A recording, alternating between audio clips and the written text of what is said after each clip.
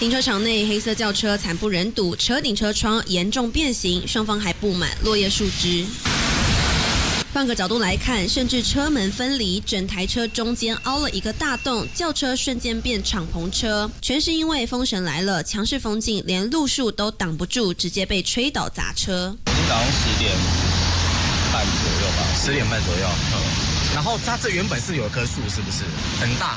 那现在怎么办？就是说，因为这停车场私人的嘛，是不是有可能就球场之类的？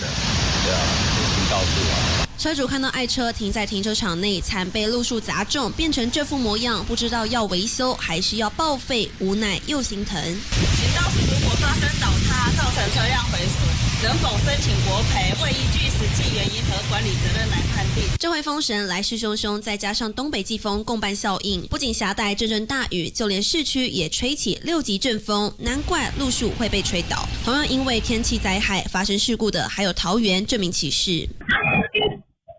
整个街道一片雾蒙蒙，可见雨有多大。天雨路滑，骑士疑似因为刹车不及惨摔倒地，巨大撞击声吓坏一旁住户，撑着伞上前帮忙。黄灯跟红灯的时间其实是蛮快的，又下雨天，他一刹车就前轮就打滑，他就跌倒了，他也没有碰到任何车子啊。那后续是我们有出去外面撑伞，问他有没有需要送医或是什么的，他就是觉得不用，他骑车就骑走了。这里就位在桃园平镇屏东路上，这个路口经常发生车祸，如今又遇上雨天，骑士没有减速慢行，才会不慎惨摔酿祸。东森新闻孙中荣、于子瑶、洪玉轩在新竹报道。